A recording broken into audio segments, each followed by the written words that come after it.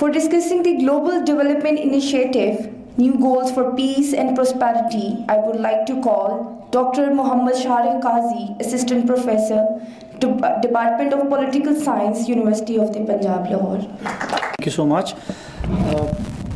Good evening, everybody, and I would like to extend a wholesome gratitude to the Regional Integration Center as well as PRCCSF for organizing these conversations.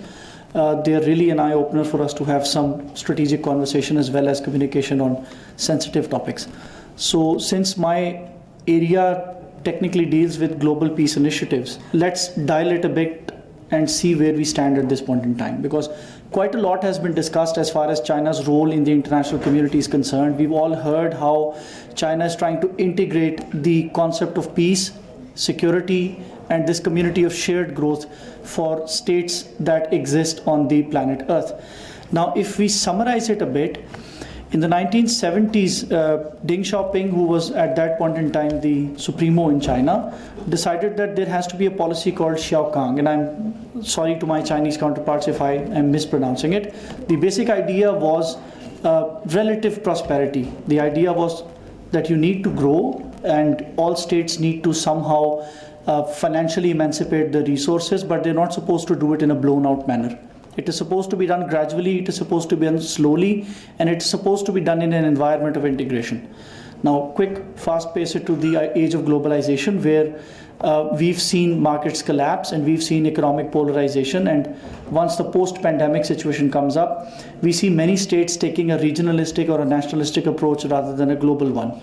So the objectives that were set forth the international community after 1997, which was that everybody needs to grow as quickly as they can, markets need to flourish, they need to proliferate as much as they need to. That particular thing we see in a hiatus right now. And that's where China re-enters the market. And that's where you need to be very strategically careful and cautious as to what the Chinese approach is. So if you take the Confucian idea of Xiaokang, where the global community needs to grow on a slow pace rather than a fast one, and the basic target is the middle class, not the upper or the lower, you're talking about a very integrated growth pattern if combined to the globalized environment. Now, what does it signify? It signifies three things. Number one, whenever you're talking about growth, it is to be done regionally, if regionally possible, bilaterally, if bilaterally doable, or globally, if globally amenable. Now, you're not supposed to pick all three of them simultaneously. You're supposed to take a graduated approach. That's what China did with the Belt and Road Initiative. So you bring in a global plan, divide it into 7 sections, offer each section to each region, and then let those regions decide whether they want to be a party to it or not. Stage 2. If a region is amenable to a certain project, but there is lack of consensus, you do not invest in it exponentially. Rather, you make slow investments in partners that are willing to join, and then incentivize the other neighbors or the regional stakeholders to join in. That's the China-Pakistan Economic Corridor. So you incentivize Pakistan to a point where other partners may be willing to pitch in. If not, you can always offer them some seat at the table or some concessions that they require, and you can then create what is known as a growing community. Step 3, once your regional integrative networks are there in place and you have bilateral partners willing to execute, you give it a global shape. And that's where Xiaokang takes these developing states and connects them directly to the developed world.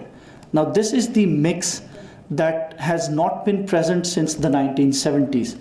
It's either developed states following a similar regional pattern where their regions benefit more and the other regions that are supplementary do not benefit as much as they're supposed to, or there is isolated growth between states that bilaterally agree to certain frameworks.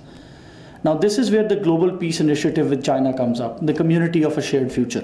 When you talk about shared future, it's not going to be hard power.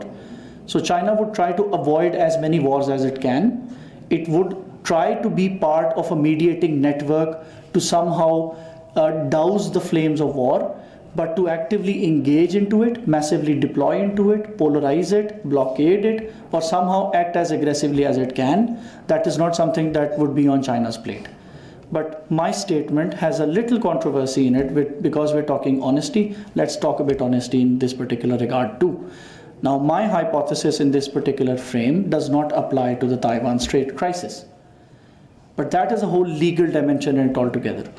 Is China willing to pursue a military route in the Strait of Taiwan exclusively so that it could harp on its rights more aggressively?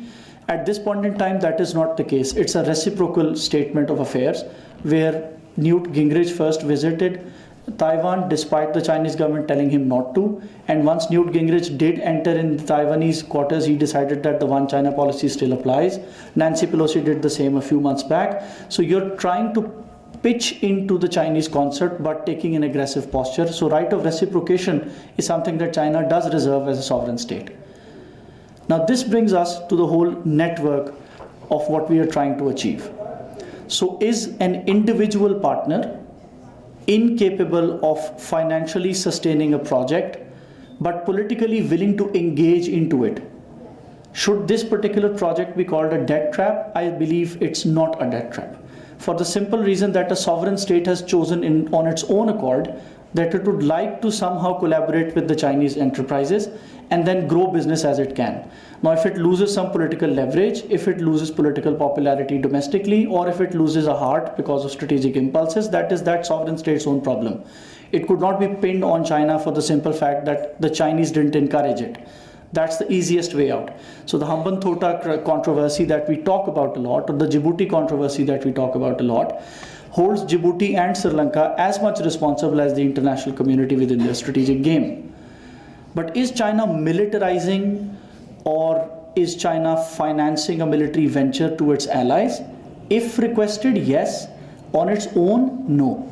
That signifies that China would not like to play the hard power game as much as we've played during the entirety of the Cold War, but rather it would like to redefine and redetermine the terms of engagement between states.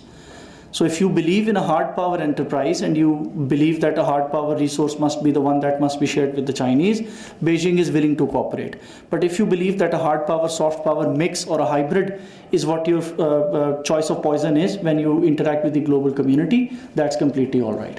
But if you take a fully functional soft power view, that's where China is also willing to facilitate. Now let's take one last assessment, which takes Pakistan center stage. Why is it that China's entire global peace and prosperity, or this shared network of connectivity between nations, is not really working with Pakistan or the regions around us? Point number one, China primarily, as I've discussed in the initial part of my presentation, China primarily interacts with regional entities as far as regional entities are concerned. And we have one regional entity called the SAARC, but it has remained completely dysfunctional ever since its formation. So if China was to engage with South Asia for peace and prosperity, SAARC would be the forum that China would choose. But if SAARC is dysfunctional and China has to take a more bilateralized approach, it's not going to work in dividends as much as are promised, because the capacity of one state may not be equatable to the capacity of the other. So when you're talking about regional growth, it wouldn't work for the simple reason that one state in the region may be prolifically more economically powerful, and while the other may not be so. For Pakistan, strategic issues and economic issues are intertwined. For India, economic issues outweigh strategic issues. For Afghanistan, strategic issues outweigh economic issues. For Iran, diplomatic issues outweigh the strategic issues, which again outweigh the economic. For Bangladesh, social issues outweigh and outwit the strategic issues. For other parts of SAARC, the issues may not be as traditional as we would like them to be, or non-traditional as we would hope them to be. So given that mix, the dysfunctionality of SAARC was compensated by the Chinese by offering Pakistan and India a seat at the SCO. And two states that have not been able to cooperate with one another on strategic issues bilaterally have been engaging with one another at the SCO forum quite extensively. So that could provide you a diplomatic track 1.5 or track 2 statement in which you can interact, which can again lead to track 1 for formal resumption of dialogue. But then it is for the states for themselves to decide. So why is plan B, which is connectivity of SAARC with Central Asia and connectivity of SAARC with ASEAN, not a reality right now? The same impetus that does not allow us to bilaterally engage with one another is operating against us while we are going outside the region.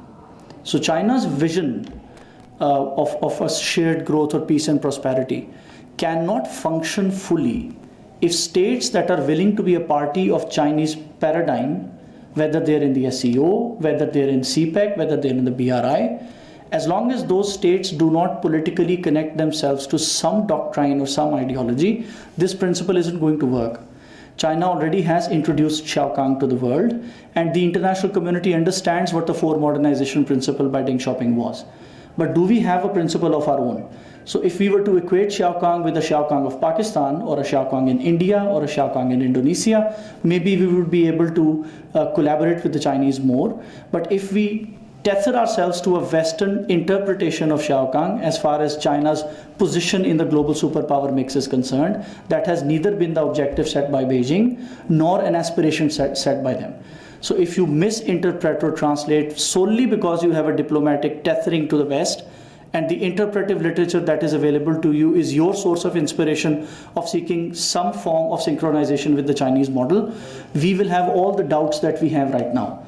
And if there is a doubt, which means that doctrine and policy are rendered useless or they are rendered futile, the ability of international community to connect into these Chinese projects would either be misinterpreted to a hard power, soft power hybrid, the Joseph Nye smart power dilemma, where China would somehow look to be this superpower at the verge of emancipating the entire globe through its economic prowess. Or it's going to be this diplomatic inertia where we would like to interact with the Chinese, as what the COVID and the post-pandemic recovery system is all about. We would like to interact with the Chinese, but we would not want to solely because we believe that the American superpower structure of the traditional sense still dominates. So the perception-misperception gap is what I explore in my research, and my findings are in front of you for you to scrutinize and ask questions on. I would like to once again thank the honorable hosts for engaging us with this conversation and for providing us with an opportunity to share our insights into what we believe is the future of collaboration and cooperation in the world today. Thank you.